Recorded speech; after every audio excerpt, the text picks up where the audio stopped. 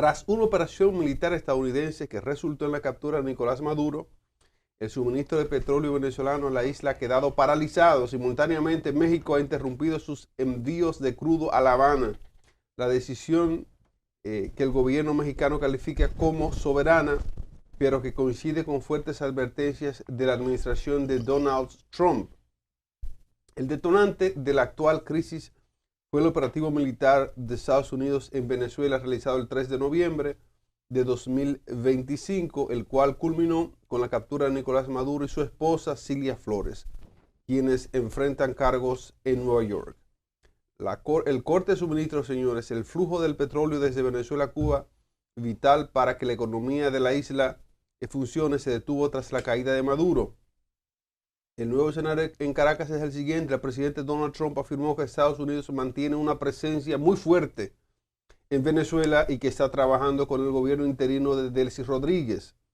Aunque México se había convertido en un abastecedor clave para Cuba, el gobierno de la presidenta Claudia Sheinbaum ha dado marcha atrás en sus planes de envíos recientes.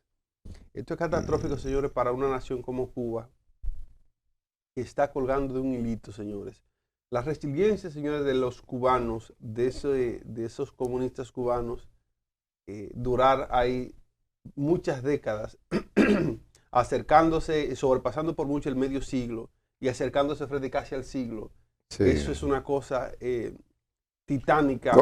Con asedio permanente, 24/7.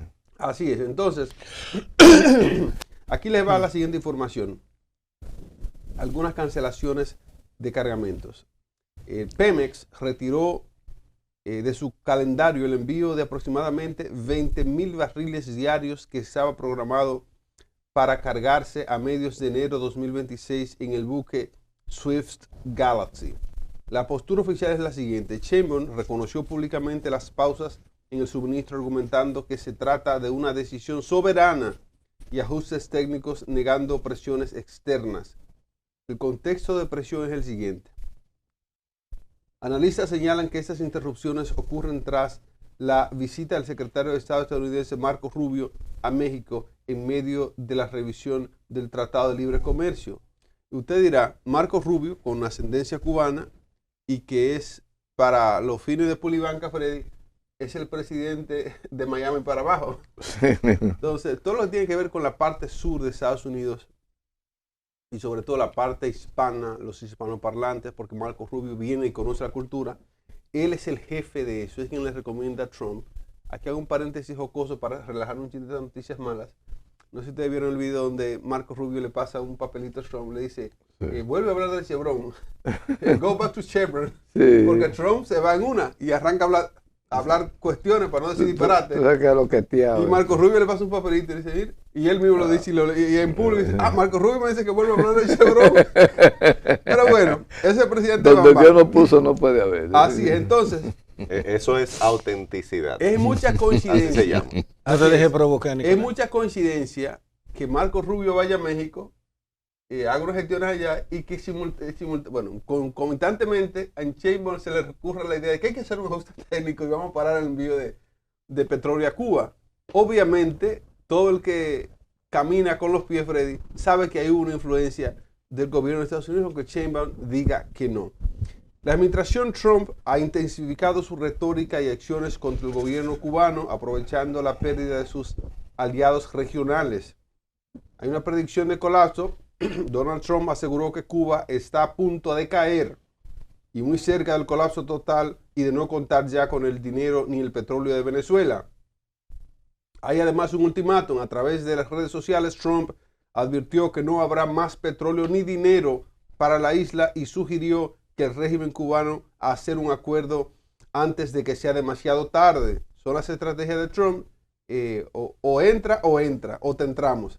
La combinación de estos factores ha agravado severamente la situación dentro de la isla. Hay una escasez crítica, los cubanos se enfrentan a apagones más frecuentes y largas filas para conseguir combustible, temiendo más bien un colapso generalizado de los servicios. La posición del gobierno cubano, el presidente Miguel Díaz-Canel, ha declarado que no habrá rendición ni negociaciones bajo amenaza, calificando las acciones de los Estados Unidos como intimidación y coerción a quienes, bueno, la esencia es esa. Lo que Díaz-Canel dice es que no habrá forma ni manera de ellos hacer que Cuba obtempere y se rinda y le entregue todo a Trump y su deseo, como muchos lo llaman, imperialista, de extenderse. Groenlandia, Cuba, Venezuela, al parecer, y esto, hay gente extremistas y conspiranoicos de las teorías que arrancan a hablar del deseo de expansión imperialista que tiene Donald Trump.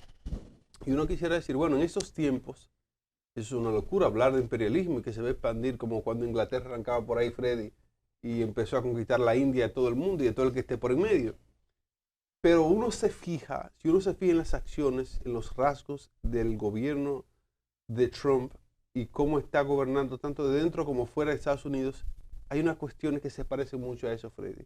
Y uno quisiera decir que no, uno quisiera ser escéptico sobre eso, pero la situación de cómo se está llevando a cabo la política internacional, a veces violando estatutos de la Constitución norteamericana sin ningún tipo de parangón, como dicen en los pueblos, da indicios y da señales de una situación complicada en la que está entrando Estados Unidos. Lo que está pasando con los agentes de ICE, señores, atacando a mismos ciudadanos norteamericanos y a la misma población, son señales preocupantes. Lo que está pasando ahora en esa asfixia que se le quiere poner a Cuba, esta mordaza del insumo más importante de una nación en este tiempo, que es el petróleo y la energía, es señal sobre eso. Y que Cuba, que ha tenido mucha experiencia en cómo sobrevivir en lo más mínimo.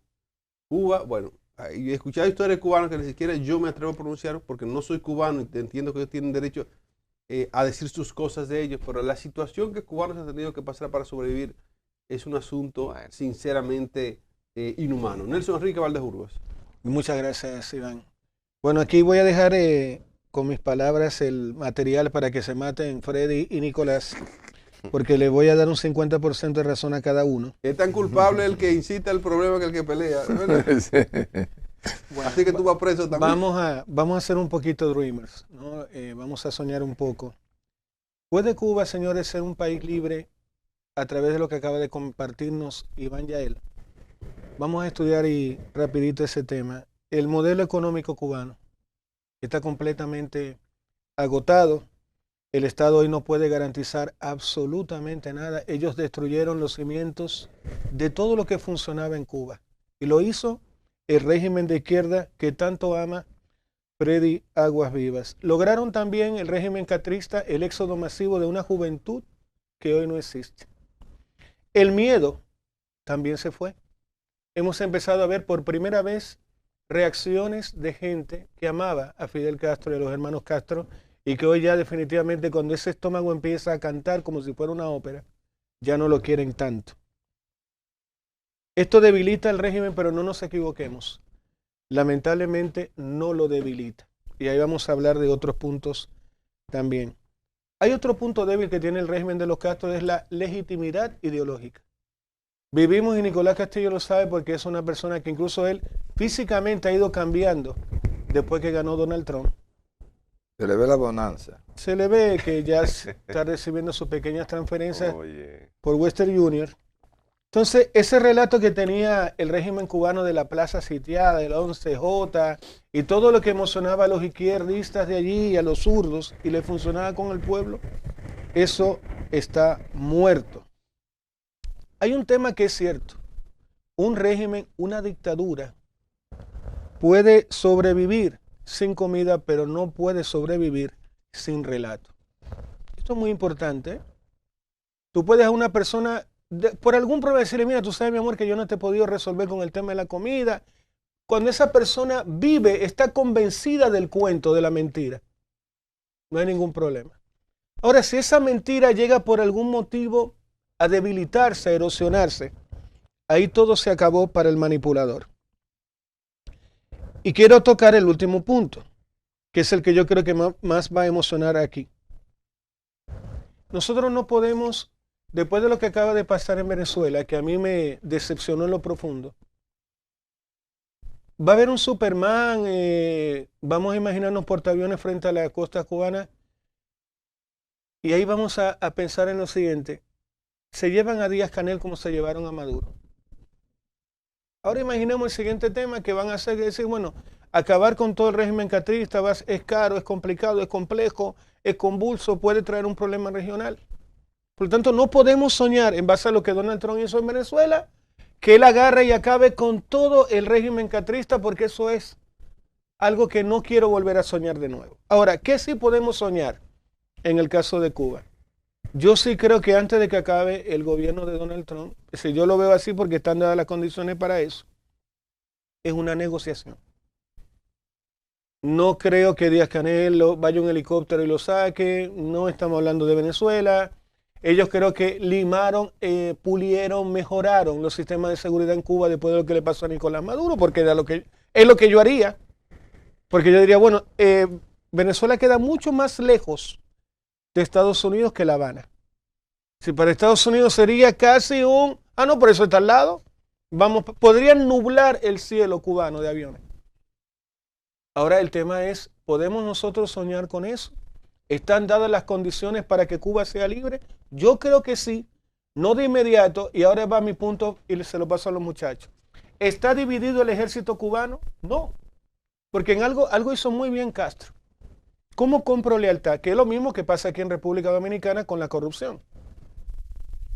Le dio al ejército los hoteles, todo lo que produce dinero es de los militares en Cuba. Entonces, cuando tú ves un hotelero español que va, me encantaría por abrir un hotel aquí en Varadero, tú no ves un civil hablando con el hotelero español, tú ves un militar en Cuba. Cuando dice, oye, podríamos hacer negocio para traer clavos y tal aquí a la isla, vas a ver es un militar el que va a compartir un café con el español. Nunca vas a ver a un civil. Por lo tanto, en eso lo hizo muy bien Fidel Castro y hay una cohesión en el ejército porque todos reciben muchísimo dinero de los negocios. Los pocos dólares que se manejan en Cuba, el control absoluto lo tienen los militares. Y ahí está el desafío para la política norteamericana de cómo quebrar esa cohesión. Chicos. Yo no creo que el ejército cubano sea un problema para Estados Unidos. O sea, el Estados Unidos demostró que no tiene... Ahora, Cuba tiene un tanque de guerra, acuérdate. ¿Cómo? Tiene uno, sí. Yo lo vi. En La Habana y uno parqueado. Por si acaso. Pero tanques de guerra de los años, o sea, ya la tecnología ha avanzado tanto. Que tosen cuando lo esa gente está en el 1800, o sea... No. O sea, no prende mucho, de que porque el humo es tan espeso que se intoxica la isla entera. Entonces, para mí ese ejército no es un impedimento para Estados Unidos hacer lo que sea que quiera hacer. El gran problemita de eso es que la dignidad no tiene fecha de caducidad, no caduce, la dignidad es eterna. Es que la dignidad, esa gente la perdieron en el mismo momento que ese pueblo ha tenido que comer pan con aceite en ese mismo o momento, pan con azúcar. En ese mismo momento muchas veces ganaron la dignidad. No, en ese momento. Cuando tuvieron que comer eso, que es lo que tienen que comer muchas veces diario los cubanos, pan con aceite. ¿Tú sabes lo que es eso? O sea, eso es algo que yo recuerdo que en mi infancia yo lo llegué a ver cuando yo era chiquito. Pero vete a Estados Unidos. Pero ni siquiera que en mi casa se comía eso, sino que vi mucha gente en mi entorno, en el barrio, que estaban en situaciones complicadas y tenían que comer eso. Pero a estas alturas, 2026, pan con aceite o pan con azúcar. O sea, y un pan muchas veces dañado, porque he visto los videos, he visto cómo muchos cubanos han reportado. Y los cubanos, yo digo, que son los que deberían estar, y estoy seguro que están celebrando en estos momentos, que se estén dando... Hace más de 60 años que yo me crié con pan con agua de azúcar. ¿No? Nicolás, sí, yo voy a tratar de que tú no hables. Mi desayuno era pan con agua de azúcar. Sí, gracias. Sí, y usted come eso todavía, me imagino. Nicolás, pero no te dejes provocar, continúa. Sí. Todavía lo como. Eso es parte de su menú. Freddy, vamos a ser honestos, por Dios. O sea, esa gente los tienen esclavizados. Ese pueblo, el pueblo de Cuba, está esclavizado. Eso es lo que está pasando. El pueblo ahora mismo, de hecho, han habido muchísimas revueltas. Solamente hay que ver las noticias, solamente hay que ver los diferentes reportes en los diferentes portales de noticias. Esa gente está indignada porque no tienen comida, no tienen acceso a ningún servicio básico de calidad. Entonces, las autoridades están violando todos sus derechos. Eso es lo que está pasando allí.